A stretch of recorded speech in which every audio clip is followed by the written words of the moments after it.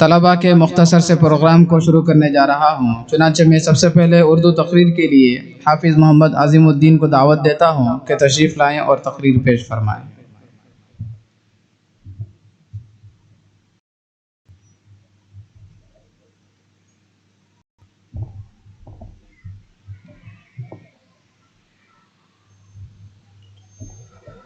السلام علیکم ورحمۃ اللہ وبرکاتہ۔ الحمد للہ رب العالمین والصلاة والسلام على سید الانبیاء والمرسلین، اما بعد فاعوذ باللہ من الشیطان الرجیم، بسم اللہ الرحمن الرحیم۔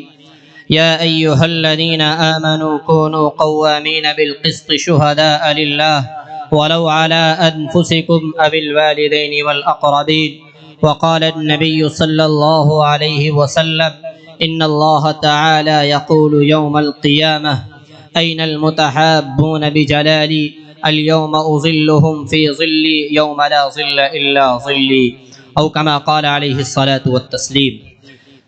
صدر محترم اسٹیج پر تشریف فرما معزز علماء کرام، مشفق و مربی اساتذہ کرام اور دور دراز سے تشریف لائے ہوئے میرے مہمانان اعزام، عزیز ساتھیوں اور پردہ کے اندر بیٹھی ہوئی میری ماؤں اور بہنوں، میں نے آپ حضرات کے سامنے قرآن کریم کی ایک ایسی آیت پڑھی ہے جس میں اللہ تبارک و تعالی نے مسلمانوں کو انصاف قائم کرنے کی تلقین کی ہے، اور ایک حدیث شریف پڑھی ہے جس میں محبت کی اہمیت کو بتلایا گیا ہے، اور اسی کی روشنی میں مجھے کلام کرنا ہے، کیونکہ ان کا جو کام ہے وہ اہل سیاست جانے، ان کا جو کام ہے وہ اہل سیاست جانے، میرا پیغام محبت ہے جہاں تک بھی پہنچے۔ عزیزان ملت، اس صفحہ گیتی پر جس وقت اسلام کا نعرہ توحید و ایمان بلند ہوا، پیغام و محبت و انصاف گونجا، وہ ایک ایسا دور تھا، ایسا زمانہ تھا کہ روئے زمین پر کوئی ایسی قوم نظر نہیں آ رہی تھی جو مزاج کے اعتبار سے، دماغ کے اعتبار سے صالح کہی جا سکے، اور نہ کوئی ایسی سوسائٹی تھی جو شرافت و اخلاق کے اعلیٰ قدروں کے حامل ہو، بلکہ ہر طرف انا کی بدامنی، ظلم و بربریت کا دورہ تھا۔ فتنہ و فساد کے شرارے خرمن انسانیت کو جلا رہے تھے، جور و ستم کے شعلے نخلستان محبت کو بھسم کر رہے تھے۔ ایسے قتل و غارت گری اور ظلم و استبداد کے ماحول میں عدل و انصاف کا تصور بھی گناہ بن گیا تھا، یعنی یوں سمجھ لو کہ جس کی لاٹھی اسی کی بھینس کا ماحول تھا۔ طاقتور منمانی کرتے، ضعیفوں کے حقوق کو غصب کرنے، ظلم و ستم کا نشانہ بناتے، کوئی ہاتھ پکڑنے والا نہیں تھا۔ ایسے نازک دور میں، ایسے پرفتن زمانے میں اسلام نے عدل و انصاف کا نعرہ بلند کیا اور مسلمانوں کو حکم دیا کہ اے مسلمانوں، انصاف کی سربلندی کے لیے تیار ہو جاؤ، انصاف کے خوگر بن جاؤ۔ کیوں؟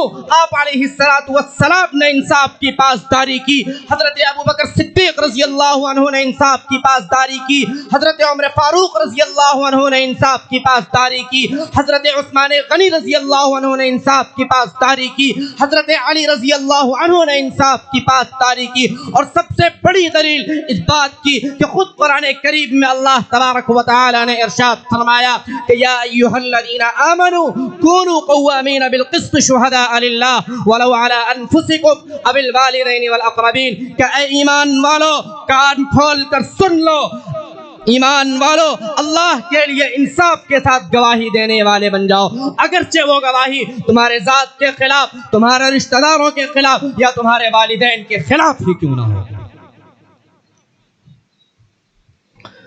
عزیزان ملت، دنیا میں امن و امان قائم کرنے کے لیے، دنیا میں چین و سکون کے لیے، راحت و آرام کے لیے دو ہی چیزیں میسر ہو سکتی ہیں، ایک عدل و انصاف اور دوسرا محبت و اخوت کی فضا۔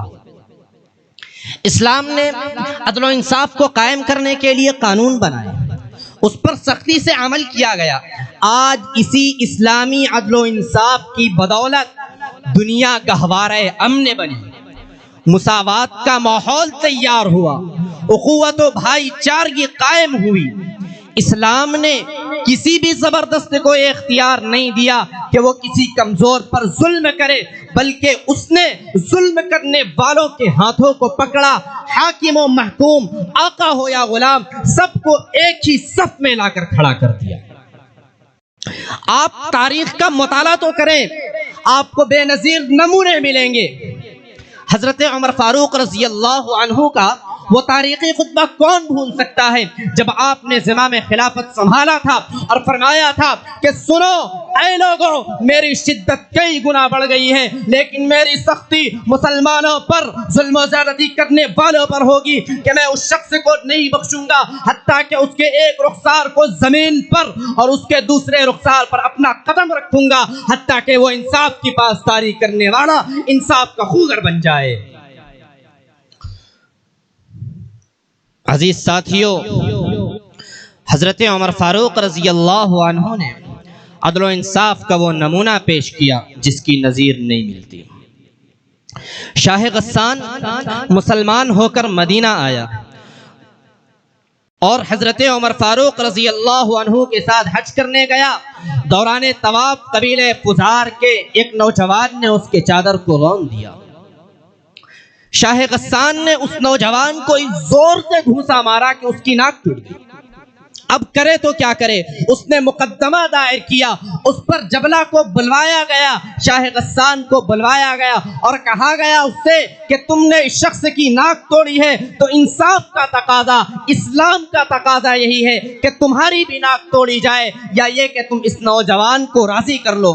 شاہ غسان جبلہ نے کہا اے امیر المؤمنین، میں تو ایک بادشاہ ہوں اور یہ ایک بازاری ہے، یہ کیسے ہو سکتا ہے؟ حضرت عمر فاروق رضی اللہ عنہ نے فرمایا کہ سنو، کچھ بھی نہیں چلنے والا، اسلام کا تقاضا، انصاف کا تقاضا یہی ہے کہ تمہاری بھی ناک توڑی جائے یا یہ کہ تم اس نوجوان کو راضی کر لو۔ شاہ غسان جبلہ کو یہ انصاف پسند نہیں آیا اور وہ عیسائی بن کر روم بھاگ گیا۔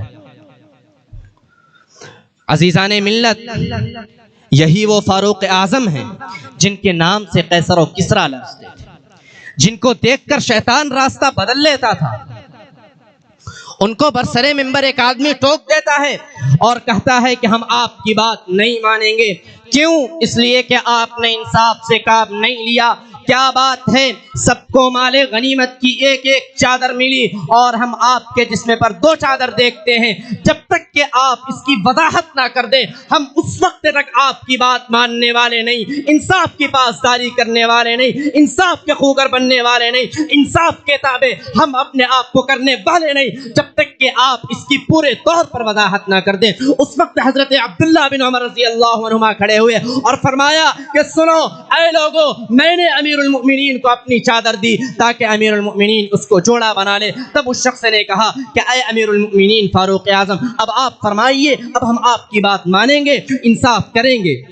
میرے عزیز دوستو، اگر آپ دنیا میں امن و امان چاہتے ہیں، چین و سکون چاہتے ہیں، راحت کی زندگی گزارنا چاہتے ہیں تو انصاف کی پاسداری آپ کو کرنی پڑے گی، انصاف کے تابع اپنے آپ کو کرنا ہوگا۔ اگر آج ہم نے انصاف کے تابع اپنے آپ کو نہیں کیا تو خدا را پھر دنیا میں ظلم قائم ہوگا، فساد برپا ہوگا۔ تو میرے عزیز دوستو، دعا کریں کہ اللہ تبارک و تعالی ہمیں انصاف کی پاسداری کرنے والا بنائے۔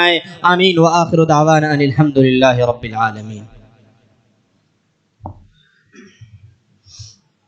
ماشاء اللہ، بارک اللہ فیک۔